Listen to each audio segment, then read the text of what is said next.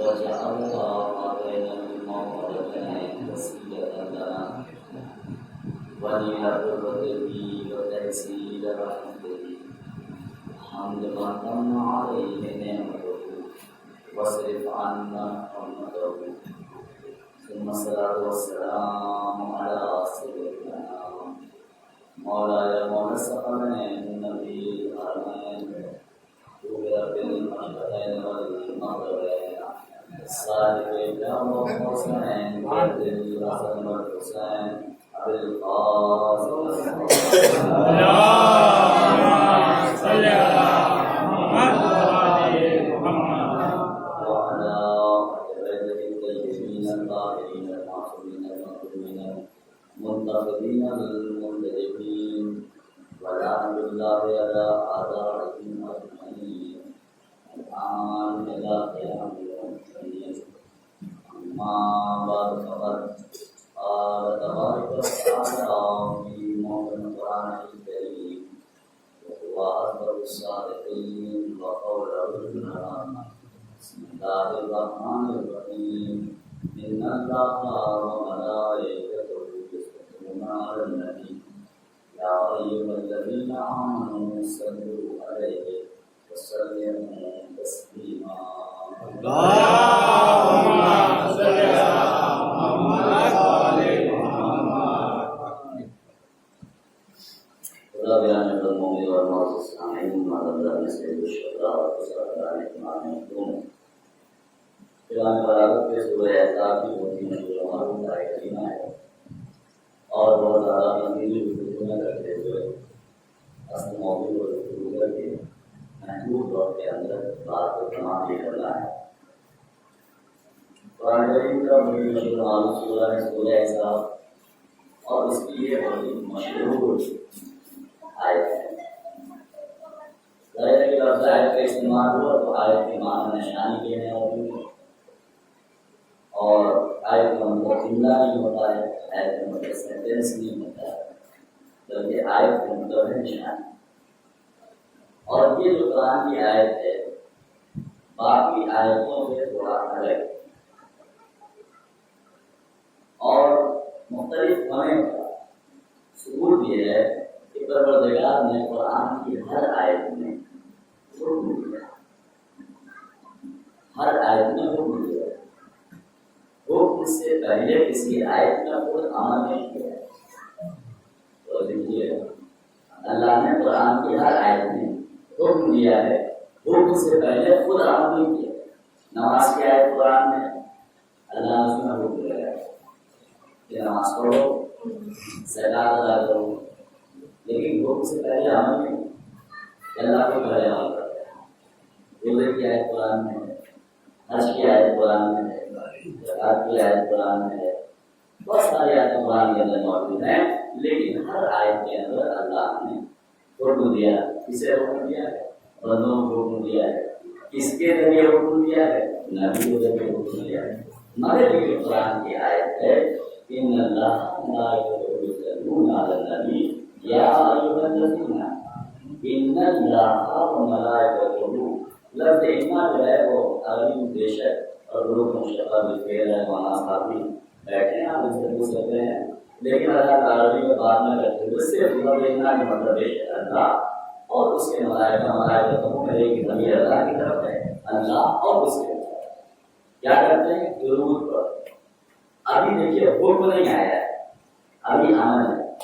اللہ اکبر. ہمارے نبی کی شان ہی تمام نبیوں سے الگ ہے. آخری نبی جو ہمارے نبی ہیں کیا یہ ان کی شان اور ان کی منزلت ہے؟ کیا یہ باقی نبیوں پر بھی احکام آئے لیکن اللہ نے کسی کی فضیلت پہلے بیان نہیں کی ہے. اللہ نے کسی بھی نبی کی فضیلت پہلے نہیں بیان کی ہے. نبیوں کو حکم ہوا ہے لیکن اللہ نے محمد کی فضیلت پہلے بیان کی ہے. بھائی اللہ اور ملائکہ کیا کرتے ہیں؟ درود پڑھتے ہیں کس پر؟ نبی پر. پھر اب اس کے بعد حکم جاری کیا یا ایھا الذین آمنوا صلوا علیہ وسلموا تسلیما. اے ایمان والو تم بھی درود بھیجو اور تسلیم کرو اہل بیت کے حق کو.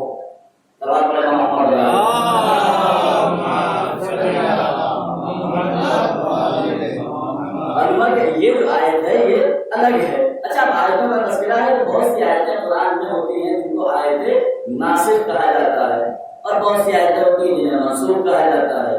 ناسخ وہ آیت ہوتی ہے کہ جس کی تلاوت بھی کرنا ہے اور اس پر عمل بھی کرنا ہے. ناسخ آیت وہ ہے کہ تلاوت بھی اور عمل بھی.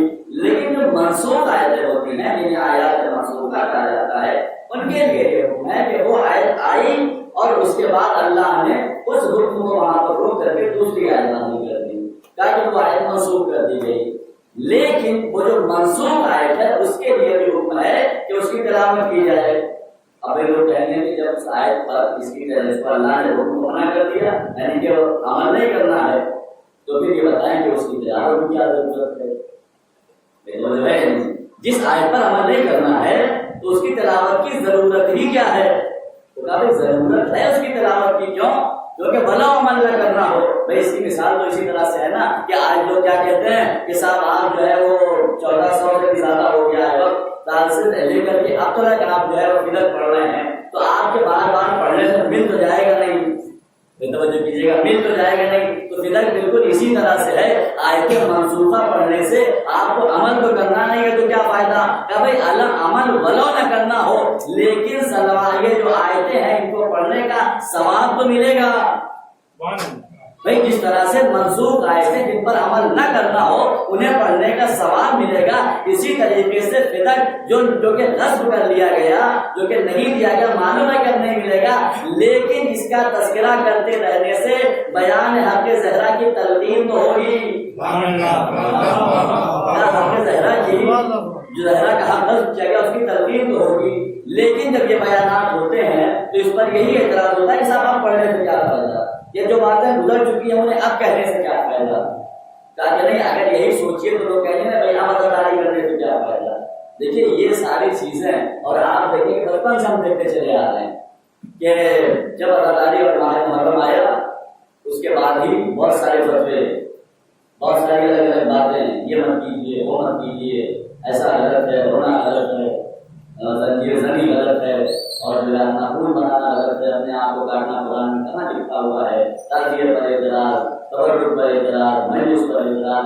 یہ ساری چیزیں پہلے اعتراض کی شکل میں, توجہ دیجیے گا, یہ ساری چیزیں اعتراض کی شکل میں تھی, لیکن اب یہ اعتراض کی شکل کو بدل چکی ہیں. اب کیا ہے کہ پہلے اعتراض ہوتے تھے, فتوے دیے جاتے تھے, اس اعتراض کے جوابات دیے جاتے تھے, مگر اب یہ اعتراض کی شکل بدل کر کے پابندیوں کی شکل میں آ گئی ہے کہ اب پابندی لگ رہی ہے کہ صاحب تعزیہ مت نکالیے, جلوس مت نکالیے. بھائی ہمارا یہ کہنا ہے کہ آپ اس سے کیا تکلیف ہے, آپ اپنی تکلیف بیان کریں. بھائی سارے مذاہب جو ہیں وہ اپنے اعتبار سے کرتے ہیں, بتا دیں کسی مذہب کو کبھی ہمارے فرقے میں کوئی نقصان پہنچایا ہو.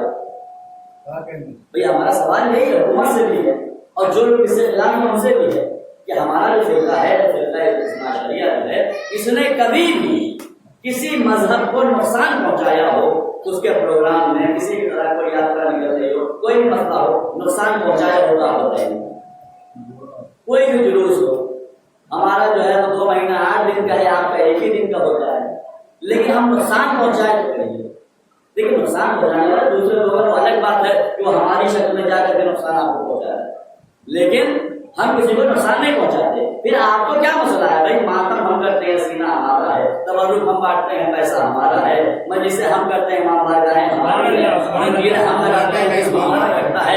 آخر آپ کا کلیجہ کیوں پڑتا ہے, کیا وجہ ہے جو آپ اتنا پریشان ہے؟ اگر ہم جلوس لے کے نکل رہے ہیں, آنسو ہم بہا رہے ہیں, رو ہم رہے ہیں, ساری باتوں کا تعلق ہماری ذات سے ہے, ہم آپ کو تو نہیں پریشان کر رہے, ہم آپ کو تو نہیں پریشان کر رہے. آخر وجہ کیا ہے؟ کہ صاحب آپ اپنے یہاں تبرہ پڑھتے ہیں, ایک بڑا مسئلہ یہ. اچھا اگر ہمارے یہاں فروع دین میں تبرہ نہ ہوتا تو ہم نہ پڑھتے. بھائی توجہ کریے, دیکھیے آپ اس کا مطلب یہ نہیں, ہرگز مت سوچیے گا کہ تبرہ کا مطلب گالیاں دینا ہے, تبرہ کا مطلب کوئی برا عمل کرنا ہے. نہیں, یہ سب نے تبرہ کا مطلب کسی کی دل آزاری کر دینا ہے تو اس کے منہ سے گالیاں دینے کے تبرہ کا نہیں. تبرہ کا مطلب یہ ہے کہ اہل بیت کے دشمنوں پر, اہل بیت کے دشمنوں پر لعنت بھیجنا اور ان کے عمل سے اپنے عمل کو الگ کر لینا. تبرہ کا جو اصل معنی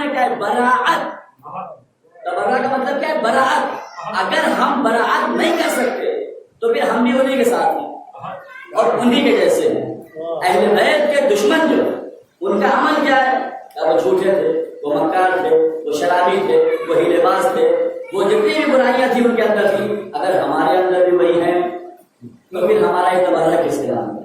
اللہ میرے محمد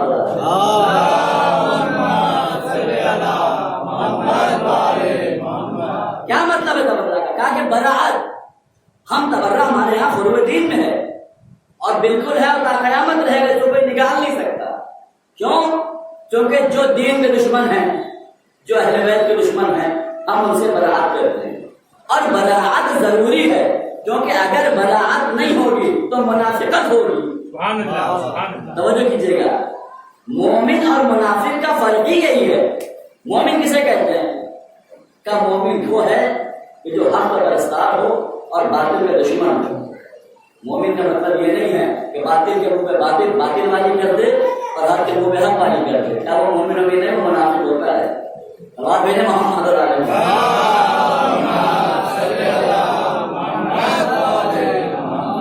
بھائی مسئلہ جو ہے وہ برات کا ہے، اور ہم یہ کہتے ہیں، اب وہ کہتے ہیں کہ صاحب آپ ہمارے صحابہ کو برا کہتے ہیں، ہم کہتے ہیں کہ بھائی ہم تو احترام کرتے ہیں صحابہ، کس نے کہا برا کہتے ہیں؟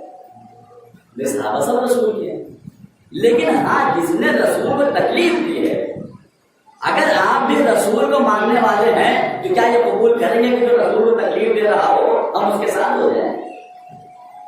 کہ جس نے رسول کو تکلیف دی ہے، ہم اگر کچھ پڑھتے ہیں تو ان کے لیے پڑھتے ہیں، اور کیا پڑھتے ہیں؟ کیا بس ان کے لیے ہم مانت کرتے ہیں کہ بھائی رسول اور رسول کو تکلیف دے، اور یہ حق پر ہونے کی دلیل بھی ہے کہ اگر آپ واقعی مومن ہیں تو ضرور کریں گے، اس نے رسول کو تکلیف دی۔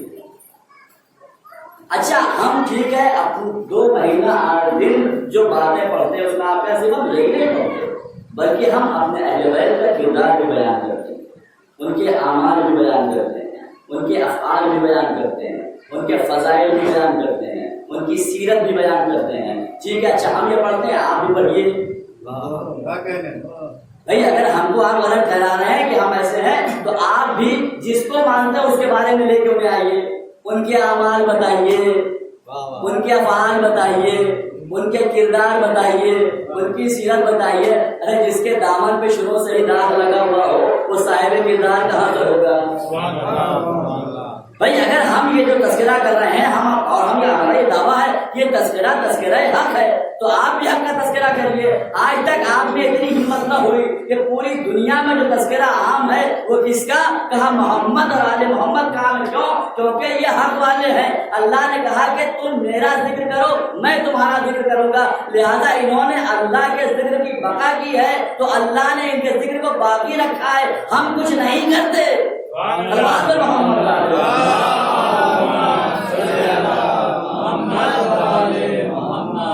اب تکلیف کیوں ہے؟ تکلیف اس لیے ہے کہ جب ہم باہر نکلتے ہیں جلوسوں کو لے کر، اور صرف ہم نہیں بلکہ ہر مرتبہ فکر کی نگاہ جاتی ہے تو اس بات کو پوچھتا ہے ضرور چاہتے ہیں کیا معاملہ، یہ کون لوگ جو نہیں جانتا، یہ کیوں کر رہے ہیں ایسا، یہ کیوں ہو رہے ہیں، یہ کیوں خود کو اپنے آپ کو تبدیل کر رہے ہیں، اس وجہ سے پھر وجہ بتائی جاتی ہے۔ جب وجہ بتائی جاتی ہے تو پھر کیا ہوتا ہے؟ جب وجہ معلوم ہوتی ہے تو پھر یہ دیکھا جاتا ہے کہ اس میں حق پر کون تھا اور باطل میں کون تھا، ظالم کون تھا اور مظلوم کون تھا، تاکہ یہ دونوں باتیں بتائی جاتی ہیں۔ اب کیا ہوتا ہے؟ کہا کہ جب ظالم اور مظلوم کا تذکرہ ہوتا ہے تو ظالم کتنا ہی بڑا کیوں نہ ہو، لیکن جب اسے اپنا ظلم یاد آئے گا اس تکلیف ہوگی۔ توجہ کیجیے گا بھائی، یہ جو جلوس ہے یہ کیا ہے؟ کہا کہ یہ حسین پر ہونے والے ظلم کے خلاف احتجاج ہے۔ یہ حسین پہ جو ظلم ہوا سن 161 محرم میں 2 محرم کو قافلہ پہنچا 10 محرم تک، اور پھر اس کے بعد پوری وہ تاریخ ہے کہ جو ہے وہ کوفہ اور شام، اور پھر اس کے بعد جو ہے وہ مندر کے بعد رہا کیا گیا۔ کہا کہ یہ جو تمام جو اتنا بڑا جو پورا ایک دائرہ ہے ظلم کا، کہا کہ جتنا بھی ظلم ہوا ہے اس کے خلاف احتجاج ہے۔ اور اس کی مثال میں یہ بتا دوں کہ آپ نے جناب یوسف کا واقعہ قرآن میں پڑھا ہوگا۔ جناب یوسف کون تھے؟ کہا کہ اللہ کے نبی تھے، جناب یعقوب نبی کے بیٹے تھے، اور پوری تاریخ نہیں پڑھنی ہے، بہت جلدی میں بہت زیادہ ہو جائے گا کہ اللہ کے بیٹے، اللہ کے جو ہے وہ بندے تھے، جناب یعقوب کے بیٹے تھے، نبی تھے، فرق بنا دیا تھا کہ جناب یوسف جو ہے وہ خواب کی تعبیر جانتے تھے، اور اسی تعبیر کے بنا پر قید خانے سے ان کو نکالا گیا، اور اس کے بعد عزیز مصر نے اپنا مشیر بنا لیا، اور اس کے بعد یہ مرتبہ حاصل ہوا کہ جو جناب یوسف کہتے تھے وہ کام حکومت میں ہوتا تھا، اور جس کام کو منع کرتے تھے وہ کام نہیں ہوتا تھا۔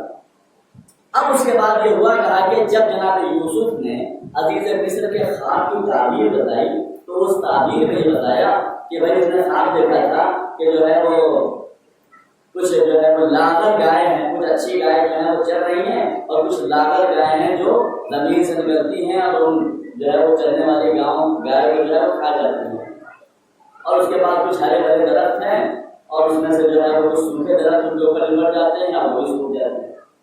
جس کی تعبیر پوری جناب یوسف نے بتایا کہ 7 سال ایسے آنے والے ہیں جس میں خوب بارش ہوگی اور بڑی فراوانی سے اناج ہوگا، اور اس کے بعد 7 سال ایسا آئے گا کہ جس میں قحط پڑے گا، اور ایسا قحط پڑے گا کہ ایک دانہ بھی زمین پر نہیں ہوئے گا۔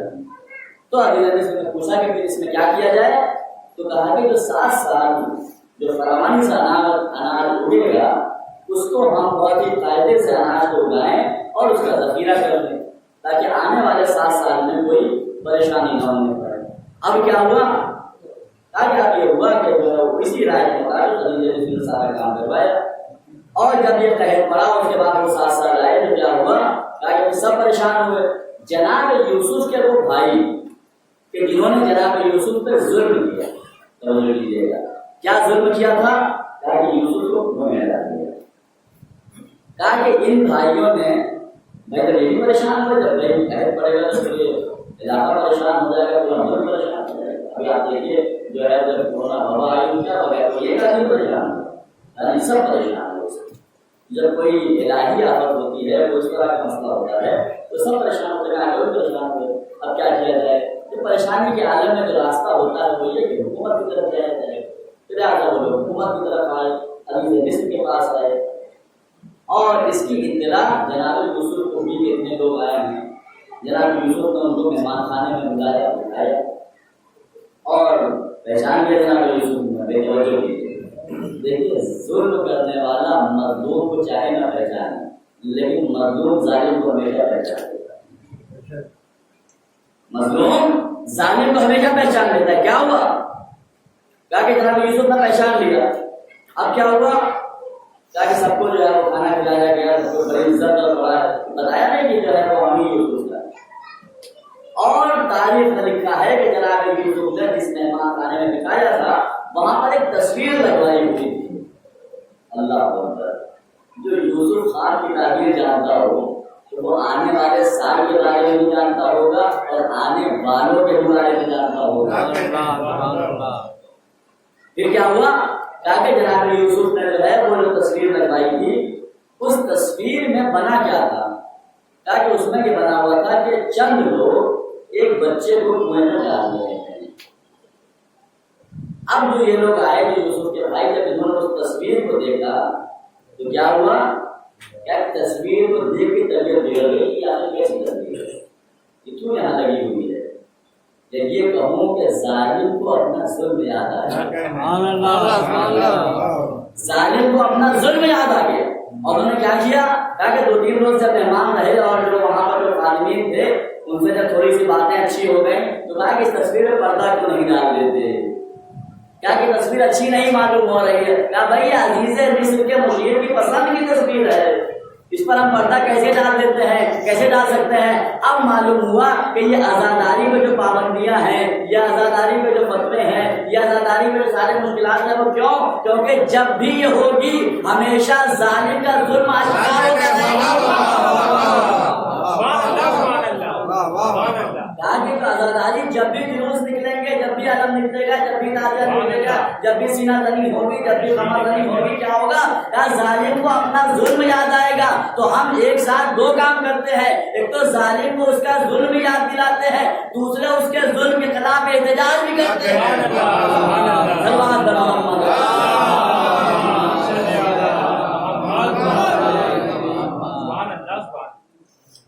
اسی لیے جو ساری مشکلات ہے، سارا مسئلہ ہے وہ یہی ہے ورنہ کیا تکلیف کسی کو ہو سکتی ہے؟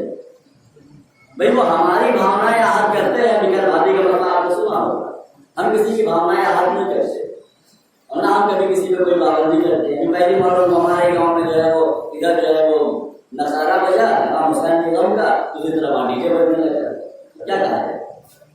لیکن میرا کر کے بعد ختم ہو جائے گا، کہا جاتا ہے کہ مسئلہ ہوگا، لیکن ہم کسی کو پریشان نہیں۔ تو معلوم ہے کہ 1400 سال سے جو یہ آزاداری اور یہ علماء نے طریقہ بنایا ہے، یہ اسی لیے بنایا ہے تاکہ قیامت تک حسین پر ہونے والے ظلم کا احتجاج ہوتا رہے، اور ہم سب اس احتجاج میں شامل ہیں، جو جس طرح سے بھی شامل ہے۔ کوئی مجلس کر کے شامل ہو رہا ہے، کوئی ماتم کر کے شامل ہو رہا ہے، کوئی سبیلے لگا کے شامل ہو رہا ہے، اور آج تک ہم کرتے رہے۔ خیر دوسری طرف چلی گئی کہ ان اللہ و ملائکتہ یصلون علی النبی، اور آیتوں پر گفتگو ہو رہی ہے کہ اللہ نے اس آیت میں عظمت جو رکھی ہے وہ یہ ہے، آیت کی سب سے بڑی عظمت ہی یہ ہے، بہت جلدی کہ اللہ نے اس آیت میں فضیلت کو پہلے بیان کیا ہے، عمل کو بعد میں بیان کیا ہے، کیونکہ شاید اللہ کا مزاج یہ ہے کہ بندہ جو محب اہل بیت ہے وہ عامل بعد میں ہو، عارف پہلے ہو جائے۔ توجہ کیجیے گا، اللہ عامل بعد میں بنانا چاہتا ہے، عارف پہلے بنانا چاہتا ہے، اور عارفین کا بڑا مرتبہ ہے اللہ کی نگاہ میں۔ کیوں؟ اس لیے کہ اللہ نے جب عہدہ خلافت کا اعلان کیا تھا اور کہا تھا اتنی جائز خلیفہ کہ میں زمین پر خلیفہ بنانے جا رہا ہوں، تو کیا کیا تھا اللہ نے؟ کہا کہ جب یہ اعلان کو کیا تو فرشتے آگے آ گئے اس سے پہلے، اور بندے کا اسے بنائے گا زمین پر جا کے جو کوئزنے کرتا پھر، زمین پر جا کے جو فسادات کرتا پھر، بھائی فرشتوں کی تو کس طرح میں آ گئے تو زمین پر کوئی دنیا ہو رہی، فرشتے ہیں لیکن منصب خلافت اتنا اہم ہے کہ وہ فرشتے جو اللہ کی تسبیح و تقدیس کر رہے ہیں وہ آگے سامنے اپنی زبان میں ہم کہیں گے وہ پھیل جائے گی، ہم کو جو ہے وہ بنا دیجیے۔ اچھا، جب کسی کو کوئی عہدہ دیا جاتا ہے تو صلاحیت دیکھی جاتی ہے، بنا صلاحیت سے کوئی عہدہ نہیں ملتا۔ اب یہ اور بات ہے کہ ہماری حکومت میں صلاحیت نہیں، پیسہ دیکھا جاتا ہے،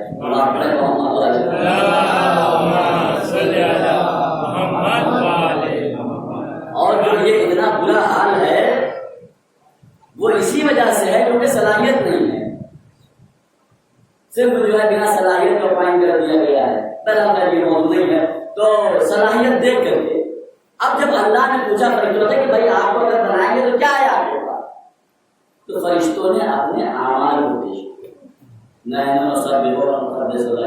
پروردگار ہم تیری تسبیح کرتے ہیں اور تیری تقدیس کرتے ہیں، لہذا ہمیں بنا دے۔ معلوم ہے کہ اللہ عامل کو بنانا نہیں چاہتا تھا، عارف کو بنانا ہے، اور اللہ نے کسے بنایا؟ کہا کہ جناب آدم کو بنایا، کیونکہ اللہ عارفین کو بنا ہے، عاملین کے ساتھ عمل کے ساتھ معرفت ضروری ہے بتانے کے لیے، ورنہ پھر عمل میں کوئی مزہ نہیں آتا۔ نماز آپ پڑھتے رہیے، لیکن اگر آپ نے ایک بار بھی نماز کے ترجمے پر غور کر لیا، نماز میں لطف نہ آ جائے پھر اس سے آپ لیے بھائی اثر ہوتا کیا ہے؟ یہ تو ہوتا ہے کہ ہم نمازیں تو پڑھتے ہیں اور جلدی جلدی پیٹ پاٹ کر بھاگ گئے، فوراً فٹافٹ 2 منٹ نماز ہو گئی، کیوں آپ کو؟ کیونکہ معرفت ہے نماز، ایک بار نماز کا ترجمہ ضرور پڑھ لیجیے کہ نماز کے ترجمے ہے کہ جب اللہ کے سامنے اس کی بارگاہ میں اللہ عارفین کو بناتا ہے۔ اور قرآن کے سورہ مائدہ کی آیت ہے کہ وَإِذَا سَمِعُوا مَا أُنزِلَ إِلَى الرَّسُولِ وَإِذَا سَمِعُوا مَا أُنزِلَ إِلَى الرَّسُولِ، کہ وہ جو سنتے ہیں جو رسول پر نازل کیا، تَرَىٰ أَعْيُنَهُمْ، تو ان کی آنکھوں کی طرف دیکھو، تَفِيضُ مِنَ الدَّمْعِ، ان کی آنکھوں سے بے ساختہ آنسو جاری ہو جاتا ہے، مما عرفوا من الحق، اور یہ پہچان ہے کہ وہ حق کو پہچان ہے۔ سورہ مائدہ کی ہے کہ جو سنتے ہیں جو رسول پہ نازل کیا ہے۔ اب آپ بتائیے کہ وہ کیا سنتے ہیں جو رسول پہ نازل کیا ہے؟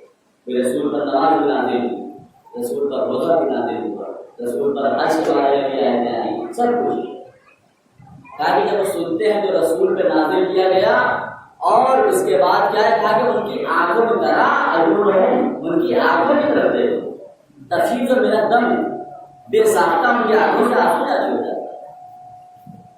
اور جب ان کی آنکھوں سے آنسو جاری ہوتا ہے تو کیا کہا کہ مما عرفوا من الحق، اور یہ اس بات کی دلیل ہے کہ وہ حق کو پہچان گئے۔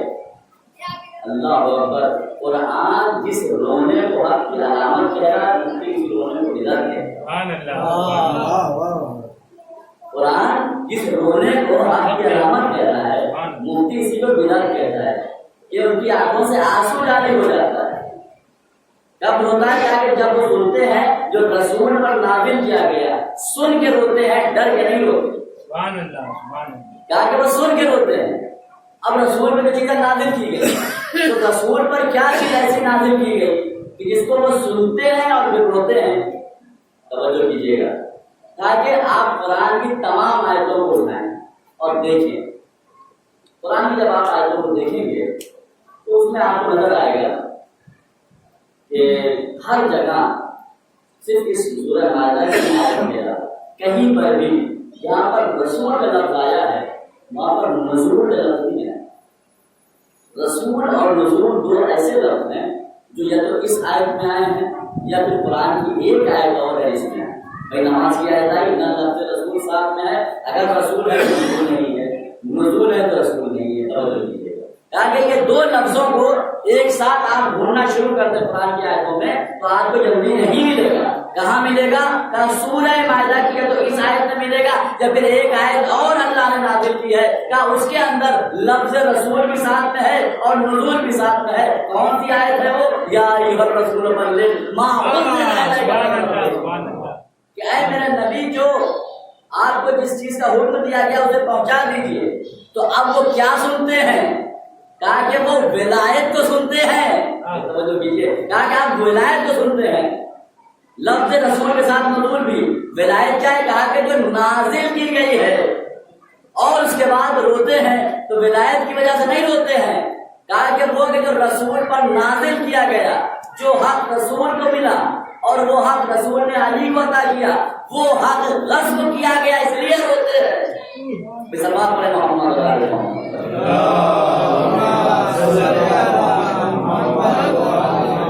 نعرے حیدری، نعرے سلوات،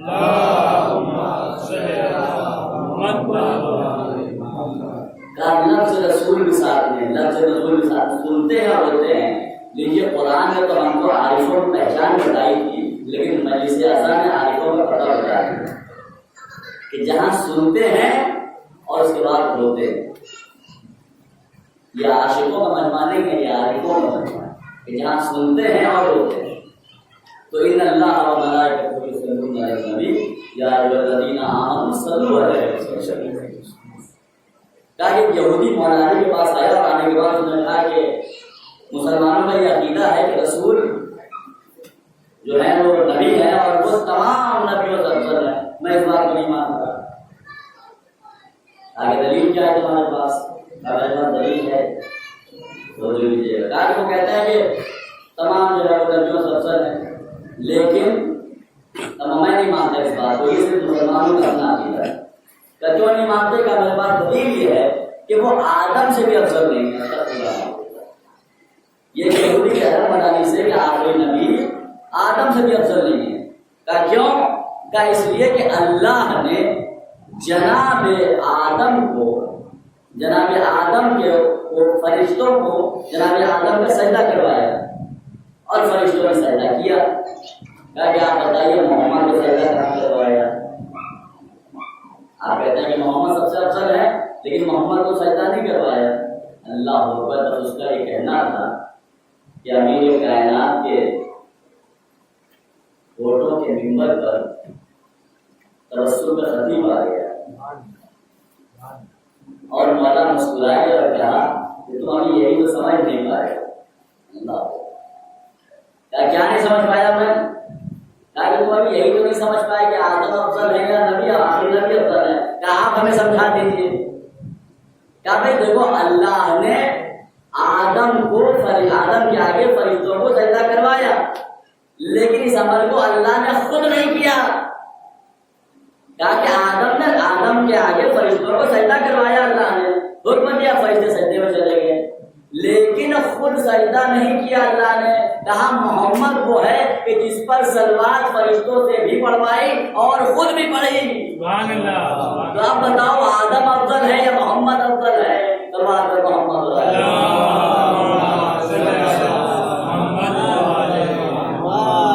تاکہ محمد کی فضیلت وہ ہے کہ اس پر اللہ نے خود بھی صلوات پڑھی، فرشتوں سے بھی صلوات پڑھوائی اور صلوات پڑھنے کا حکم دیا. یہ کسی خطیب اور ذاکر کا بیان نہیں ہے بلکہ یہ آیت قرآن ہے کہ اس پر تمام لوگوں کو ایک ساتھ ہو کر کے سمجھا جو ہے وہ اس آیت کا ترجمہ کیا ہے کہ اللہ اور اس کے بتایا محمد کا جو ہے وہ اور ان کی آل محمد اور آل تو ضرور پڑھا جاتا ہے. اچھا وجہ بھی یہی ہے کہ جتنی اللہ نے اہل بیت کی فضیلت رکھی، اہل بیت کی معرفت، اہل بیت کی فضیلت، عصمت، بھائی کسی سے اگر یہ ساری باتیں اور یہ ابھی میں نے عرض کیا سارے اعتراضات اور سارے مشکلات تو یہ ہے اور ایسے اور ویسے تمام باتیں کیوں ہیں؟ کیا وجہ ہے؟ رسول کے بعد آتے رسول کو کیوں بتایا گیا؟ کیا صرف اس لیے اور یہ ہمدرد بھی ہے کہ کوئی انسان اگر اپنے علاقے میں ترقی کرنے لگے اور وہ ترقیوں کی منزلوں پر جائے تو دوسرے انسان کچھ تو ایسے ہوتے ہیں جو اس کے موافق ہوتے ہیں، کچھ ایسے ہوتے ہیں جو اس کے مخالف ہوتے ہیں، کچھ ایسے ہوں گے کہ اس کی خلافت میں آ جائیں گے، اس کی مخالفت میں آ جائیں گے. پھر کیا کریں گے وہ؟ تاکہ وہ ہر وہ گوشہ بولیں گے کہ جس کے ذریعے اس کی اور اس کمی کے ذریعے جو اس کی تعریفیں ہو رہی ہیں، جو بلندیوں کو حاصل کر رہا ہے اسے کم کیا. تاکہ یہی سوچا تھا مسلمانوں نے کہ اللہ نے جب اہل بیت کی عظمت بتانا شروع کیا کہ یہ وہ ہیں جن کو ہم نے ایسا پاک کیا ہے کہ نجاست ان کے قریب بھی نہیں جا سکتی، یہ وہ ہیں کہ جن کے لیے ہم نے آیت تفصیل کو نازل کیا ہے، یہ وہ ہیں کہ جن کے لیے جو ہے وہ سورہ طہر نازل ہوا، یہ وہ ہیں کہ اگر جو ہے وہ یہ صرف زبان سے نکل آئے تو رضوان جنت درجی بن جائے، یہ وہ ہیں کہ جن کے لیے آسمان سے کھانا آ جائے. تاکہ اتنی تمام فضائل جو بیان ہوئے تو اس کے نتیجے میں جو دوسرا کام آتا تھا اس نے دشمنی شروع کر دی اور یہ عربی اور عمومی کی دشمنی یہاں تک آئی کہ اس کا نتیجہ کربلا. آج 4 محرم ہو گئی ہے اور ہم سب جو ہے وہ 4 محرم کو عموماً بچوں کے فضائل پڑھتے ہیں. 3 محرم تھی کربلا کی تاریخ 4 بچوں کا تذکرہ ہے جس میں 2 بچے جناب زینب کے ہیں اور 2 بچے جناب مسلم کے. تاکہ جناب مسلم کے بچے جناب مسلم کے بعد کوفے میں شہید کیے گئے، جناب مسلم کے ساتھ آئے تھے. اور جناب زینب کے بچے وہ ہیں کہ جن کو جناب زینب لے کر کے آئی تھی اور جناب عبداللہ نے یہ کہہ کے حوالے کیا تھا کہ میں تو نہیں جا سکتا، اگر میں جا سکتا ہوتا ہم یہ اجازت دے دے تو میں ضرور ان کے ساتھ چلتا، لیکن یہ بچے ہماری طرف سے ہیں، جہاں بھی ضرورت پڑے ان بچوں کو پھر کیا کر دینا. روایت کہتی ہے کہ ہم محمد کو شہزادی لے کر کے آئیں کربلا اور یہ 2 بچے ہیں جو بڑا خوبصورت ہیں. جعفر طیار کے پوتے علی کے نواسے ہیں. میدان مقتل ہے 9 محرم کو ماں نے ہر ماں اپنے بچوں کو جو ہے سمجھا رہی ہے، ہر ماں اپنے بچوں کو بتا رہی ہے کہ جو کل تمہیں اپنی جان کو جو ہے قربان کرنا ہے. جناب فرما ہے، جناب قاسم سے بتا رہے ہیں، جناب زینب اور محمد سے بتا رہے ہیں. علی اصغر سے بھی شاید زبانی میں جناب رباب کہہ رہی ہوں کہ اپنے بابا کو قربان کرنا، میں رات کر اپنے بابا پہ اپنی جان کو قربان کرنا ہے. روایت کہتی ہے کہ جناب زینب نے شب عاشور ان بچوں کو اپنے پاس بلا کر کے سمجھایا کہ جو کل مامو جان پر جان کو قربان کرنا ہے ذرا سے بھی گریز نہیں کرنا. اللہ اکبر. تو بچے کیسے گریز کرتے جو جعفر طیار کے پوتے ہوں جو علی کے نواسے ہوں. روایت کہتی ہے کہ جب میدان مقتل سے گیا اور جنگ شروع ہوئی تو کہا ہے کہ 2 بچے اجازت کے لیے جو ہے وہ آئے ہیں، لیکن جناب امام حسین علیہ السلام نے فوراً اجازت نہیں دی بچوں کو. پھر کیا ہوا کہ جو ہے پھر کچھ دیر کے بعد پھر اجازت کے لیے آئے کہ امام جان آپ تو ہمیں اجازت دے دیجیے، ہم آپ کی طرف سے جانا چاہتے ہیں، جنگ کرنا چاہتے ہیں، لڑنا چاہتے ہیں، لیکن ابھی بھی اجازت نہیں ملی۔ ایک مرتبہ جناب زینب کی نگاہ بچوں پر پڑی اور کہا کہ اے میرے لفظ جگر، اے میرے لال اور محمد، تم لوگ ابھی تک زندہ ہو اور تمام عزیز و انصار و اقارب جانوں کو قربان کر رہے ہیں۔ روایت کہتی ہے کہ بس اس کے بعد بچوں نے آ کر کے ماں کے سامنے اپنے سر کو جھکایا اور کہا مادر گرامی ہم کیا کریں، ہم کتنی مار کی مامو جان کے پاس اجازت دے کے جاتے ہیں، ہمیں ہمارے ماں کو اجازت نہیں دیتے ہیں، اے اماں آپ ہی کچھ کہتے ہیں۔ بس روایت یہ کہتی ہے کہ جناب زینب نے امام حسین کو بلایا اور اس کے بعد اپنے سر کو جھکا کے کہا کہ میرے بھیا میں چاہتی ہوں کہ ان بچوں کو میری طرف سے قربان کر دو، کیونکہ ان بچوں کے باپ عبداللہ نے کہا ہے کہ زینب جب بھی وقت پڑے اپنے بھائی میں ان بچوں کو قربان کر دینا۔ روایت کہتی ہے کہ عمر محمد کو تیار کیا گیا، اجازت مل گئی، دونوں بچوں کو گھوڑے پر بٹھایا گیا، میدان مقتل کی طرف بڑے بچے اور جنگ کرنے کے لیے بڑے۔ اللہ اکبر، کربلا کے بچے کتنے بہادر تھے، کتنے شجاع تھے۔ اگر ہمارا بچہ ایک دن پیاسا رہ جائے تو اس کی حالت جانور ہو جاتی ہے، لیکن یہ اللہ نے کتنی طاقت دی ہوئی تھی کہ یہ بچے جو نہ جانے کتنے دن سے پیاسے ہیں۔ لوگ یہ کہتے ہیں کہ 3 دن پانی نہیں تھا، میں تو یہ کہتا ہوں کہ نہ جانے کتنے دن سے پانی نہیں تھا۔ قافلہ حسینی کا سارا پانی تو اسی وقت ختم ہو گیا تھا کہ جب حور کے لشکر کو حسین نے پانی پلا دیا تھا۔ مجھے نہیں معلوم کہ کتنے دن کے پیاسے تھے، لیکن روایت کہتی ہے کہ بچے جب میدان مقتل میں آئے اور جنگ کرنا شروع کیا اور جنگ کرتے کرتے چھوٹا بھائی فرات کے قریب پہنچ گیا، بڑا بھائی بھی جنگ کرتے ہوئے آیا اور اپنے بھائی کو بڑے غور سے دیکھا، کہا بھیا ادھر کیوں آئے ہو، ہرگز پانی نہ پی لینا، ارے سکینہ پیاسی ہے۔ چھوٹے بھائی نے کہا اے بھیا یہ تم نے سوچ بھی کیسے لیا، میں تو یہ سوچ رہا تھا کہ صبح سے جس پانی کے لیے جنگ ہو رہی ہے اب یہ پانی ہمارے قبضے میں ہے اور ہم سکینہ کے لیے پانی لے جا سکتے ہیں، اور ہم سکینہ کے لیے پانی لے جا سکتے ہیں۔ ارباب ازا روایتوں میں جملے یہ ہے کہ دونوں بچے فرات کے پاس تھے، ادھر ظالموں نے طے کیا کہ بچوں پر اس طرح سے قابو نہیں پایا جا سکتا، یکبارگی مل کر کے حملہ ہوا۔ چھوٹے چھوٹے بچے جو کہ بھوکے اور پیاسے تھے کتنی دیر تک لڑتے رہتے تاکہ جب زین سے زمین پر آئے آواز امام جان سلام آخر قبول ہو، حسین پڑھنا چاہتے ہیں لیکن ابھی عباس و علی اکبر ہے نا، روایت کہتی ہے حسین کو تو علی اصغر کو لے کر کے آنا ہے۔ لیجیے عباس و علی اکبر گئے میدان مقتل میں، دونوں بچوں کو اٹھایا لے کر کے خیمے پر آئے۔ امام حسین نے آواز دی زینب اپنے بچوں کو دیکھ لو، تمہاری قربانی قبول ہو گئی۔ روایت کہتی ہے کہ زینب سلام اللہ علیہا نے بچوں کو دیکھا تو روئی ہے، بچوں پر گریا نہیں کیا بلکہ سجدہ شکر کیا اور دعا کیا معبود میری اس قربانی کو قبول کر لینا۔ روایت کہتی ہے کہ زینب روئی نہیں، یہ واقعی